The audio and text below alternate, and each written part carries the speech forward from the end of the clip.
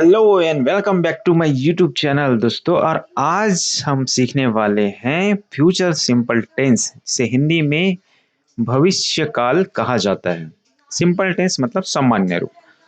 तो चलिए शुरू करते हैं। परिभाषा, जिसे डेफिनेशन कहा जाता है। तो फ्यूचर सिंपल टेंस का उपयोग किसी काम के भविष्य में होने को या बताने के लिए किया जाता है। ओके, इसको पहचानने के लिए हम क्या करते हैं, वाक्य के अंत में गा गे गी लगा होता है। इसका स्ट्रक्चर होता है सब्जेक्ट, विल या सेल या वर्ब का बेस फॉर्म और object. Base form of verb मतलब होता है वर्ब का फर्स्ट फॉर्म। ओके, नोट, आजकल विल का ही ज्यादा प्रयोग होता है, सेल केवल फॉर्मल या पुराने इंग्लिश में मिलता है। देखो दोस्तों, कन्वर्सेशन में भी विल का ही ज्यादा यूज किया जाता है। ठीक है, आगे देखते हैं एग्जाम्पल्स। मैं बाजार जाऊंगा।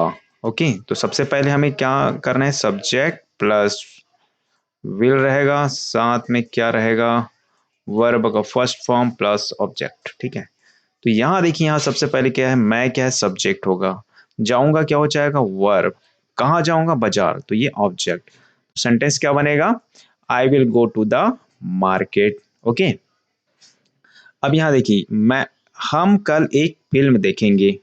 ठीक है, ऐसे फिल्म, यहाँ पे पिक्चर देख के याद कीजिए सो दैट आपको अच्छे से याद हो पाए।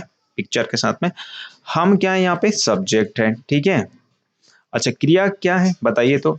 अच्छा, जो बच्चों को समझ में नहीं आ रहा है, जो पहली बार इस चैनल पे आए, वो मेरा पुराना वीडियो है ना टेंस का, उसको पहले देख लीजिए ताकि आपको और अच्छे से समझ में आ जाए। अब देखिए, वर्ब क्या है, वर्ब मतलब होते हैं क्रिया, तो यहाँ देखना क्या हो जाएगा, क्रिया हो जाएगा, ये वर्ब होगा भाई। अच्छा, ऑब्जेक्ट क्या है, ऑब्जेक्ट फाइंड आउट करने के लिए मैंने क्या कहा था, क्रिया के साथ में क्या लगा के क्वेश्चन करना है, क्या देखना है, फिल्म, तो ये क्या हो जाएगा, फिल्म ऑब्जेक्ट। ठीक है, तो फिर क्या हो जाएगा, ये वी विल, वी के साथ क्या लगेगा, विल। देखिए, जितने भी सिंगुलर हो चाहे प्लूरल हो, सभी के साथ हमें विल का ही यूज करेंगे। ठीक है, तो क्या होगा, we will watch a movie tomorrow. Tomorrow miss होता है कल, ये अदर इंफॉर्मेशन है, टाइम वगैरह है ना, तो ये लास्ट में जुड़ेगा। क्या होगा, we will watch a movie tomorrow. इस तरीके से यहाँ पे पिक्चर भी है। आगे देखते हैं, तुम मुझे कॉल करोगे, है ना। अब यहाँ सब्जेक्ट क्या है, ये है आपका सब्जेक्ट। ठीक है, कॉल करना को क्या कहते हैं, वर्ब कहते हैं। ठीक है, इसमें ऑब्जेक्ट नहीं है। ठीक है, तो क्या हो जाएगा, you will call me. Okay, you will call मी, यहाँ पे पिक्चर भी देख लीजिए ताकि दोनों के साथ आप एसोसिएट कर पाए, है ना। नेक्स्ट, नेगेटिव सेंटेंस कैसे बनाते हैं। नेगेटिव मीन सबको पता है, नकारात्मक वाक्य होता है। ठीक है, एन मतलब नॉट, जहां नॉट लगा रहेगा। जैसे सब्जेक्ट है, मैं जंक फूड नहीं खाऊंगा। ठीक है, तो यहाँ बताइए क्या हो जाएगा, सब मैं क्या होगा, सब्जेक्ट होगा, खाना क्या हो जाता है, ये वर्ब होगा, क्या नहीं खाएगा, जंक फूड, जंक फूड क्या हो जाएगा आपका ऑब्जेक्ट। यहाँ तक तो आपको समझ में आया होगा। फिर अब बनाएंगे किसके, आई के साथ क्या लगेगा, विल, तो I will not eat junk food. Okay, अच्छा इसको दूसरे तरीके से हम कैसे बना सकते हैं, क्योंकि विल नॉट को वॉन्ट भी प्रोनाउंस किया जाता है, क्योंकि कंस्ट्रक्शन हिंदी में से संक्षिप्त रूप कहा जाता है।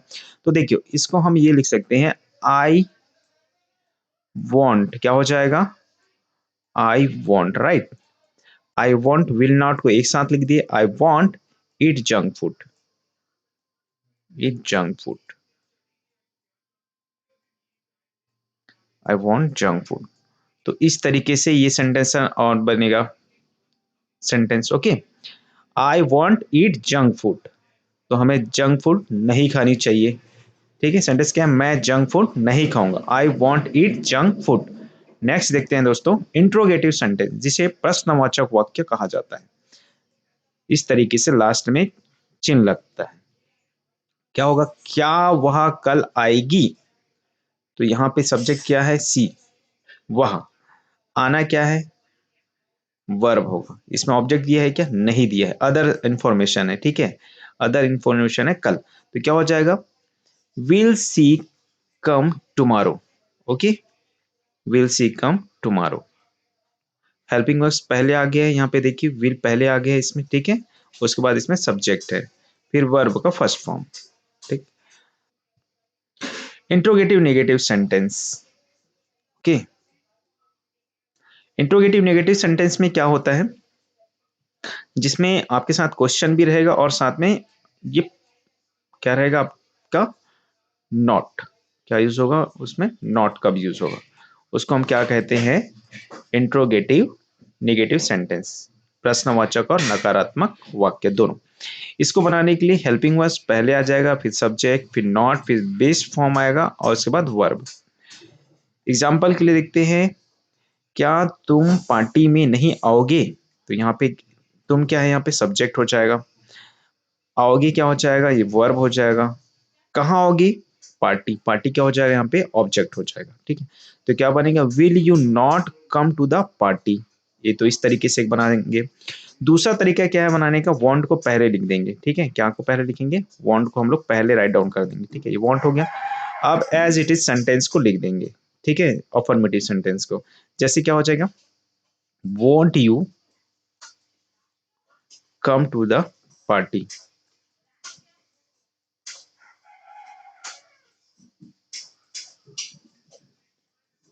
कम टू द पार्टी। ओके, इस तरीके से बनेगा सेकंड। ठीक है, क्या होगा, won't you come to the party, क्या तुम पार्टी में नहीं आओगे। देखिए दोस्तों, इसका उपयोग क्या होता है, देखो टेंस जानना जरूरी है, साथ में उसका उपयोग भी जानना जरूरी है। तो पहला है किसी निर्णय के लिए, जैसे मैं तुम्हारी मदद करूंगा, आई विल हेल्प यू, है ना। दूसरा हम कभी उपयोग करते हैं इस टेंस का, भविष्यवाणी के लिए, जैसे आज बारिश होगी, it will rain today. Okay, और तीसरा अचानक निर्णय के लिए, जैसे मुझे लगता है अब मैं जाऊंगा, I think I will go now. अब देखिए स्ट्रक्चर नोट, ऐसे विल नॉट को हम क्या कहते हैं कन्वर्सेशन में, वॉन्ट का प्रोनाउंस किया जाता है। ठीक है, जैसे तुम मेरी मदद, क्या तुम मेरी मदद नहीं करोगे, तो वॉन्ट टू हेल्प मी, है ना, क्या तुम मेरी मदद नहीं करोगे, want you help me. I hope दोस्तों ये टेंस आपको समझ में आया होगा। आपको अच्छा लगा तो प्लीज लाइक कीजिए और अपने दोस्तों को शेयर कीजिए। Thank you so much for watching my YouTube channel.